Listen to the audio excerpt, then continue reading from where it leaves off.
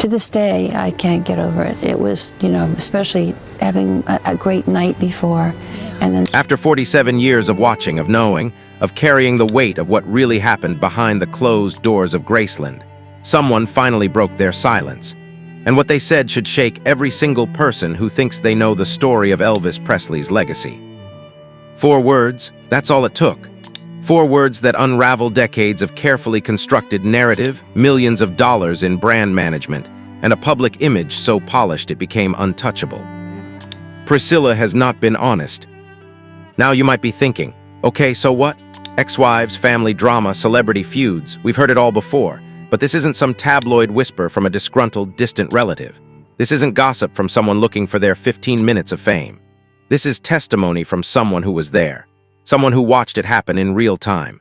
Someone who saw the decisions being made while a family was drowning in grief, so profound they couldn't see what was being taken from them. And here's why they're speaking now, why after all these years the silence finally broke. Because the people who could have told this story themselves are gone.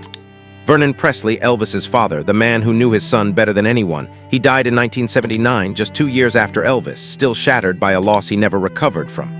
Minnie Mee, Elvis's grandmother, the matriarch who held that family together, gone. And Lisa Marie. God, Lisa Marie. Elvis's only child, the person who should have inherited not just money but truth, who spent her entire adult life fighting battles she should never have had to fight. She died in January 2023. Lisa Marie died still fighting, still trying to understand what had been done to her inheritance, still trying to untangle the web of trusts and agreements and corporate structures that were supposedly built to protect her, but somehow ended up protecting everyone except her. And with her death, something shifted, because Lisa Marie was the last person Priscilla could point to and say, "I did this all for her. Everything I've done has been to protect my daughter's inheritance." That shield is gone now. And without it, the questions that were always lurking underneath, the questions that got buried under PR statements and carefully managed interviews, those questions are finally surfacing. Because when you strip away the narrative, when you look past the headlines about how Priscilla Presley saved Graceland and turned a failing estate into a thriving empire, there's another story. A darker story. A story about control, about power, about what happens when one person positions themselves as the sole authority on someone else's entire existence. Let me take you back to August 1977. Elvis Presley dies and the world stops spinning. But inside Graceland, inside that family, nothing stops, it just breaks apart. Vernon is destroyed, not sad, destroyed. He's not just mourning his son, he's mourning his purpose, his reason for getting up in the morning, his entire world.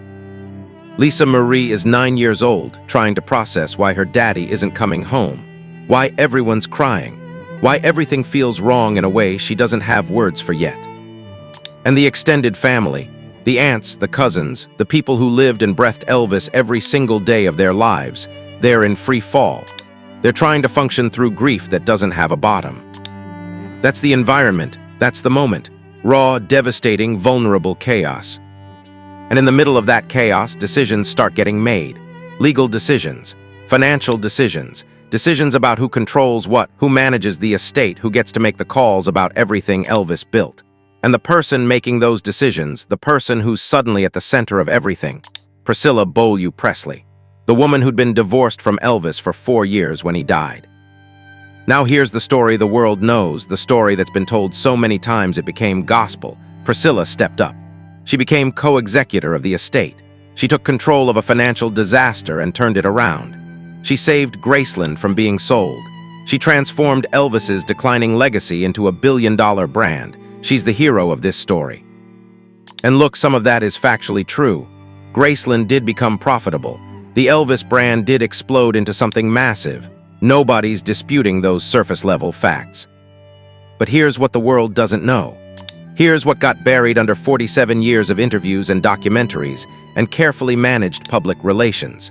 While that family was grieving, while Vernon was barely able to function, while Lisa Marie was a child just trying to survive the loss of her father, Priscilla was positioning herself. Not just as an executor, not just as a manager, but as the sole authority on everything Elvis. The gatekeeper, the decision-maker, the person whose voice would matter most, whose version of Elvis's story would become the version, whose control would be so complete that challenging it would become impossible. And with that control came access. Access to money that the family didn't fully understand. Access to deals and trusts and licensing agreements that got negotiated while everyone else was still trying to figure out how to breathe in a world without Elvis. The person who spoke up, the insider who finally said Priscilla has not been honest. They watched it happen. They saw the power consolidating. They saw decisions being made without family input, without transparency, without anyone asking the basic question: is this really what Elvis would have wanted? And when people did ask questions, when Vernon in his grief fog pushed back because something felt wrong, the answers came back wrapped in reassurance. We're protecting the estate. We're securing Lisa Marie's future. We're honoring Elvis's legacy. All the right words, all the soothing language. But underneath those words, control was centralizing around one person. And that person wasn't Elvis's daughter, it was his ex-wife. Here's what that insider knows, what they've carried for decades. The story we've been told about Priscilla Presley isn't just incomplete. It's deliberately constructed to hide what really happened, to hide who really benefited, to hide the systematic capture of authority over Elvis's entire legacy, past, present, and future. And the cost of speaking that truth? The cost of saying out loud that Priscilla has not been honest. It's going to war with an empire, with lawyers, with PR teams, with a machine that spent nearly 50 years making sure this version of the story stays buried. But here's the thing about truth. It doesn't care about power. It doesn't care about carefully managed narratives or billion-dollar brands. And eventually, no matter how long it takes, it finds its way to the surface. The confession is out there now. The silence is broken. And what comes next is going to force everyone who's ever applauded Priscilla's devotion to Elvis's legacy to ask themselves one very uncomfortable question. What if everything we believed was a lie? Let's talk about money, because that's where the lies get concrete. That's where carefully worded statements and emotional appeals fall apart when you actually look at the numbers, the deals, the flow of wealth over 47 years. When Elvis died in August 1977, the estate was valued at approximately $5 million. Now pause on that for a second. $5 million for Elvis Presley, the biggest entertainer on the planet, the king of rock and roll, the man who'd been selling out shows and breaking records for over 2 decades. $5 million. And here's the part that should make your blood run cold. After taxes, after debts, after everything that had to be settled, the amount that was actually left for Lisa Marie's inheritance was closer to $1 million. $1 million for Elvis Presley's only child. That's the number Priscilla inherited control over as co-executor. Now Priscilla's version of what happened next is the one everyone knows. She took that shrinking estate and worked miracles. She opened Graceland to the public in 1982. She negotiated merchandising deals. She licensed the Elvis name and image. And by the time Lisa Marie turned 25 in 1993 and inherited full control, the estate was worth over $100 million. That's the salvation story. That's the narrative of the devoted ex-wife who stepped up when nobody else could and rescued Elvis's legacy from bankruptcy and obscurity. And that story gets repeated so often, with such conviction, that questioning it feels almost ungrateful. But let me ask you something. If Priscilla turned $1 million into $100 million over 15 years, who actually benefited from that growth? Because there's a difference between growing an estate and controlling it. There's a difference between managing someone else's inheritance and building your own empire. Here's what doesn't get talked about enough. Priscilla wasn't doing this as a volunteer. She wasn't managing Elvis's estate out of the goodness of her heart. She was getting paid. Management fees, consulting fees, compensation for her role as executor and then later as a key figure in Elvis Presley enterprises. And those fees, compounded over decades, add up to real money. But more than the direct compensation, there's something else. Something harder to quantify but infinitely more valuable. Access. Authority. The ability to leverage the Elvis brand for her own career, her own business ventures, her own permanent relevance in Hollywood. How do you put a dollar value on being Priscilla Presley, not just Elvis's ex-wife, but the keeper of his legacy, the woman everyone has to go through to get anything Elvis-related approved? That's not an asset that shows up on a balance sheet, but it's worth millions, maybe tens of millions, maybe more. And while Priscilla was building that brand, that sphere of control, that empire with her face on it, where was the family? Where were the people who'd actually raised Elvis, who'd been there every day of his life, who'd sacrificed everything to support his career. They were being quietly, systematically phased out, not through some dramatic confrontation, but through the slow erosion of access and authority, through decisions made in boardrooms they weren't invited to, through deals negotiated without their input, through the gradual transformation of their family legacy into a corporate asset they no longer had any real claim to. Vernon couldn't stop it because he died in 1979, broken, exhausted, still grieving. Minnie-Me couldn't stop it because she was elderly and had no legal standing. The extended family couldn't stop it because they'd never had official roles in Elvis's business affairs. They were family, not executives. They were loved ones, not board members. So they watched as the estate grew, but their connection to it shrank. They watched as Graceland became a museum and they became footnotes in their own history. Now let's fast forward to the present day, because this isn't just about ancient history or family squabbles from the 70s and 80s. This is about a lawsuit filed in recent years that pulls back the curtain on what's allegedly been happening all along. Two of Priscilla's former business partners came forward. They didn't whisper their concerns privately or leak anonymous tips to the press.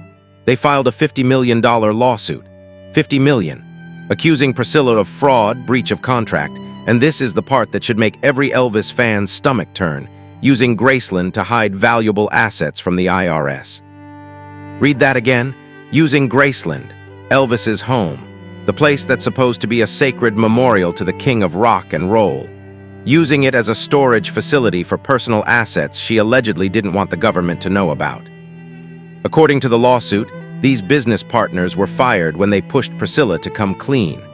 They were pushed out when they started asking uncomfortable questions about the finances, about what was really going on behind the carefully maintained facade. Now, Priscilla's team hit back hard. They called the allegations shameful and ridiculous. Graceland's managing partner went on record saying there aren't millions of dollars of Priscilla's items secretly housed there. That the most notable item is a wedding dress that's on display, not hidden. That there are no items of significant value adding up to tens of millions of dollars. But here's the thing about denials. You have to listen to how they're worded. Tens of millions is a very specific threshold. Significant value is subjective. Secretly housed implies hidden in some dark basement or locked vault. But what about items that are there, cataloged as part of the Elvis collection, but actually belonging to Priscilla? What about assets that have been quietly integrated into the estate's inventory over decades? What about the difference between hidden and simply never disclosed? These former business partners didn't wake up one morning and decide to sue Priscilla for $50 million on a whim. People don't file lawsuits of that magnitude without believing they have evidence, without believing they can prove their claims in court. And here's where it gets truly insidious. Priscilla didn't just defend herself, she countersued. She accused these former partners of elder abuse. Let that sink in for a moment. Two people who allegedly tried to get her to be honest with the IRS end up being accused of abusing her. The person who allegedly hid assets becomes the victim. The whistleblowers become the villains. It's a masterclass in narrative reversal, and it's the same pattern that's played out for 47 years. Question Priscilla's management and you become the enemy. Challenge her authority and suddenly you're the problem. Try to bring transparency to the finances and you're painted as greedy, jealous, or abusive. That's how you hide millions, not necessarily in secret bank accounts or hidden vaults, though those allegations are serious and deserve investigation, but in something more sophisticated. You hide it in complexity, in legal structures so Byzantine that nobody can trace where the money actually goes, in management, fees and licensing deals and corporate entities, in the difference between what an estate is worth and who actually controls that worth.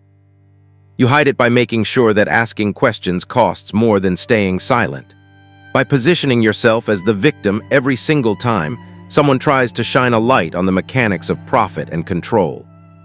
And most effectively of all, you hide it in plain sight. You stand in front of cameras and talk about saving Graceland. You give interviews about honoring Elvis. You show up at events playing the devoted ex-wife. And while everyone's watching that performance, the actual flow of money, the actual structure of benefit, that stays behind the curtain where nobody's looking. Lisa Marie knew something was wrong.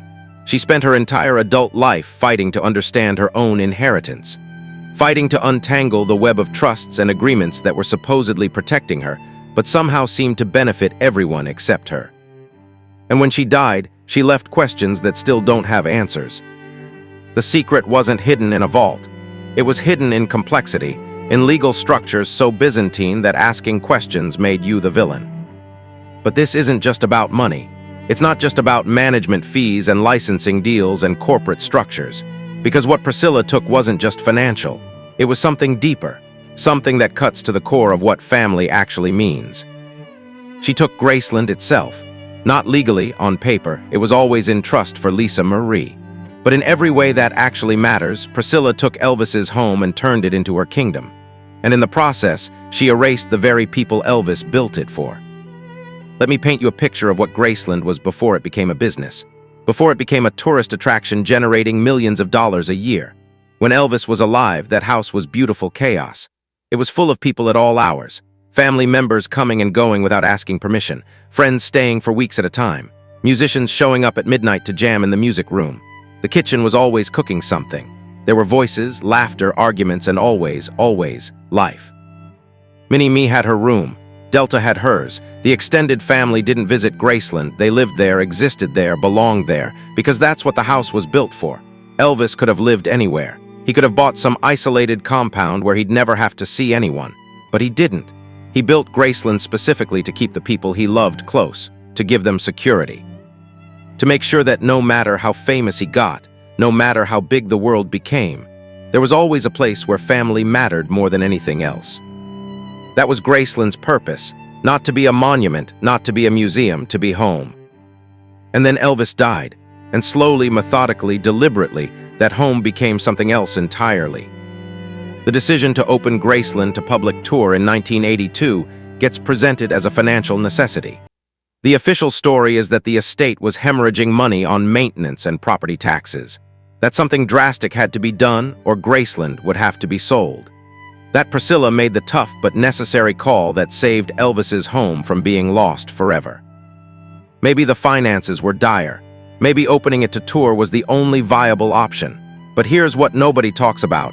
Once that decision was made, once Graceland became a business, everything changed. The entire meaning of the place shifted, and it wasn't just a logistical change. It was an existential one. Family members who'd lived there, who'd called it home for years, suddenly found themselves navigating an impossible reality. They couldn't just exist in those spaces anymore. They couldn't be present in their own home the way they had been when Elvis was alive, because now those spaces belonged to the tourists, to the business, to the carefully managed brand of Elvis Presley. Delta Mee Biggs, Elvis's aunt, lived in that mansion until she died in 1993. Think about that. 16 years of living in a house that was also a museum. 16 years of watching strangers walk through her home, taking pictures of her life, gawking at rooms where she ate breakfast and watched television and grieved her nephew. And she was expected to just disappear into the background, to make herself invisible so the tourists could have their authentic Elvis experience. Can you imagine that? Can you imagine living in your own home but being told you can't be seen because you'll ruin the illusion for paying customers? That's not preservation. That's erasure with a price tag attached. And it wasn't just about physical access. It was about what Graceland represented. As long as Elvis was alive, Graceland belonged to him and through him to his family. It was theirs by love, by proximity, by the simple fact that Elvis wanted them there. But once it became Elvis Presley Enterprises, once it became a corporate asset managed by executives and boards of directors, the family's claim to it became sentimental rather than substantive. They could visit. They could have access on certain terms, at certain times, through certain channels. But they couldn't just be there. They couldn't exist in that space with the ease and belonging they'd had before. Because it wasn't theirs anymore. It was Priscilla's, not legally, never legally. But practically in every way that mattered day to day, Priscilla controlled who came and went, what got preserved and what got changed, whose memories mattered and whose got written out of the official history. And Lisa Marie. God, Lisa Marie's relationship with Graceland breaks my heart in ways I don't have adequate words for. That should have been her sanctuary, the place where she felt closest to her father, the place where every room held memories of him, where she could walk into the music room and remember him playing piano, where she could sit in the living room and feel his presence, where she could process her grief privately, intimately, in the space that meant the most. But instead, Graceland became a battleground. a place where she had to fight for access to her own inheritance, where she grew up watching her mother transform her father's home into a tourist attraction while being told it was all for her benefit. There's an interview where Lisa Marie talked about how disorienting it was to visit Graceland and see strangers walking through her childhood home. How surreal it felt to have this deeply personal space, the place where her father died, where she'd lived the most important moments of her young life, turned into a public commodity that anyone could experience for the price of admission. And here's the cruelty of it. The revenue from Graceland, all those millions from tickets and merchandise and tour, it went into a trust for Lisa Marie. But who managed that trust? Who decided how the money was invested, what deals were made, what expenses were justified, how the home itself was preserved or altered? Priscilla, for years and years, Priscilla. So Lisa Marie was told this was all for her. That opening Graceland, commercializing Elvis's legacy, turning his home into a business. It was all to secure her financial future. But she didn't get to decide any of it. She didn't get to say, actually, I'd rather have my father's home remain private than become a museum. She didn't get to choose privacy over profit. She didn't get to preserve Graceland as a family sanctuary instead of a corporate asset generating millions. Those decisions were made for her, by her mother, the same mother who'd divorced her father 4 years before he died, the same mother who'd moved on to a new life, new relationships, new priorities, but who somehow became the sole decision-maker about what Elvis's legacy would look like and what his daughter's inheritance would mean. The family, Vernon's side, the Presleys who'd been there for Elvis's entire life, they watched it happen. They watched Graceland transform from the house Elvis built for his family into Priscilla's monument to her own authority. They watched as their access got restricted, their memories got managed, their very presence got minimized or erased. Because here's the truth that nobody wants to say out loud. Priscilla didn't preserve Graceland. She conquered it. She took a home that had belonged to a family and turned it into a kingdom that belonged to her. She became the gatekeeper, the authority, the person who decided what Graceland meant and who deserved to belong there. And the cruelty, the absolute cruelty of it, is that this was all done in Elvis's name, in the name of preserving his legacy, in the name of honoring his memory, in the name of protecting what he built. But Elvis didn't build Graceland to be a museum. He built it to be home. And home is where the people you love get to exist freely, messily, authentically, without permission or performance. Priscilla turned Graceland into something else entirely, into proof of her control, into the physical manifestation of her authority over Elvis's entire legacy, into a place where she reigns and everyone else, including Elvis's own daughter, exists only at her discretion. That's not preservation, that's colonization, and the people who actually belonged there have been grieving that loss for over 40 years. Elvis built Graceland to keep family close. Priscilla turned it into proof that she was the only family who mattered. So here's where we are now. January 2023. Lisa Marie Presley dies at 54 years old, far too young, far too soon, and with her death, something fundamental shifts in this story. Because for 47 years, Priscilla had the ultimate defense. She could point to Lisa Marie and say, "Everything I've done has been for my daughter. Every decision I made was to protect her inheritance. I saved Graceland for her. I built this empire for her." That shield is gone now. And without it, all the questions that got buried under maternal devotion and carefully managed PR, they're rising to the surface, and they're not going away. But here's what should terrify Priscilla more than anything else. Lisa Marie didn't die quietly. She didn't leave this earth without making sure her truth would eventually come out. She wrote a memoir, and that memoir is now in the hands of someone who has absolutely no reason to protect Priscilla's version of history. Riley Keough, Lisa Marie's daughter, Elvis's granddaughter, and she's working to publish her mother's words. Now, we don't know everything that's in that memoir yet, but we know enough to understand that it reportedly contains Lisa Marie's true feelings about how her inheritance was managed, about her relationship with her mother, about what it was like to be Elvis Presley's daughter while someone else controlled Elvis Presley's legacy. Think about what that means.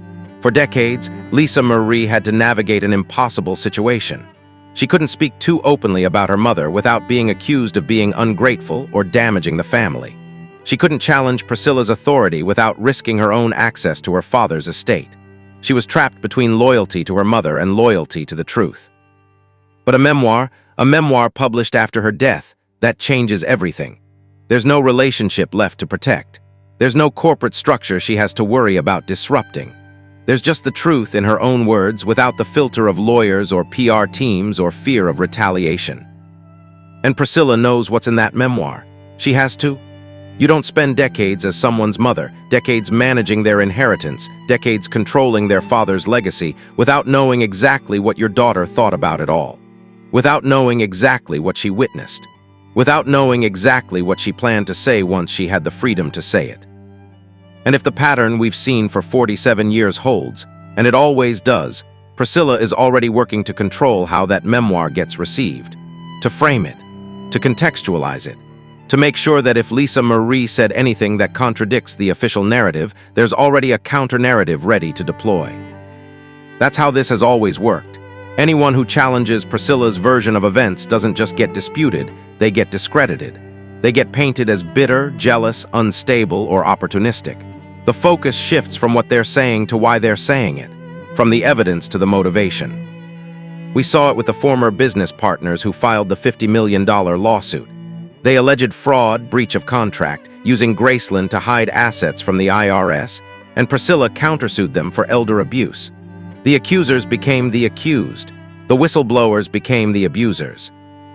We saw it with family members over the years who dared to suggest that maybe things weren't being managed in Lisa Marie's best interest. They got marginalized, cut off, written out of the story entirely. But here's what's different this time. Here's why the old playbook might not work anymore.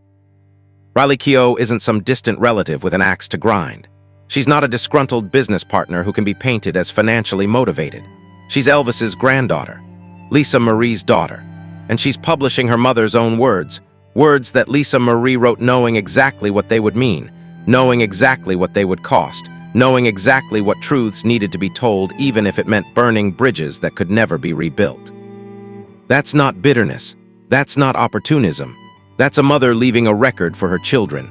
That's a daughter finally saying what she couldn't say while alive without destroying the fragile structures that kept her connected to her father's legacy. And here's the other thing, the culture has changed.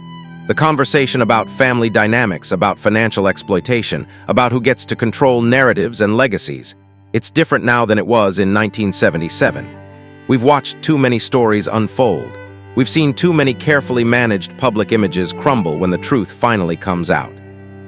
We're more skeptical now, more willing to ask uncomfortable questions, more willing to look past the surface story to the mechanics of power underneath it. For 47 years, Priscilla has been untouchable, the devoted ex-wife, the savior of Graceland, the woman who honored Elvis's memory and protected his daughter's inheritance. That's the story that's been told so many times with such consistency that questioning it felt almost heretical. But heresy is just truth that threatens power, and the truth is coming. Not just from Lisa Marie's memoir, not just from the lawsuits and the allegations and the whispers from people who have stayed quiet for too long, but from something more fundamental, from the simple fact that the generation that could have been silenced by loyalty or fear or obligation is being replaced by a generation that doesn't owe Priscilla anything. Riley Keough doesn't owe her silence. The extended Presley family members who are still alive don't owe their complicity. The fans who have been told for decades that Priscilla saved Elvis's legacy, they don't owe their blind faith. And eventually, inevitably, the structure that's been built on carefully managed narrative and strategic silence, it can't hold. Because it was never built on truth. It was built on control. And control only works as long as everyone agrees to be controlled. Lisa Marie didn't agree. She fought back for her entire adult life. She questioned, she challenged, she refused to just accept the version of reality she was handed. And even though she died before she could see the full reckoning, she made sure it would happen without her. That's the legacy Priscilla can't control. That's the truth she can't manage or spin or contextualize away. Because at the end of the day, there's one question that matters more than all the others. One question that cuts through decades of PR and legal maneuvering and carefully worded statements. Was Priscilla Presley honest about what happened to Elvis's legacy? Was she honest about who benefited? Was she honest about the decisions she made and the control she wielded and the empire she built on the foundation of a dead man's name? The person who spoke up, The insider who finally broke their silence after 47 years gave us the answer in 4 words. Priscilla has not been honest. And the only question left is this: what happens when the truth finally catches up? This story is far from over. Lisa Marie's memoir is coming. The lawsuits are still active, and the truth has a way of surfacing no matter how long it's been buried. Drop a comment and tell me what you think. Has Priscilla been protecting Elvis's legacy, or has she been protecting something else entirely? Hit that subscribe button because we're going to follow this story wherever it leads. And trust me, it's going to lead somewhere Priscilla never wanted us to look.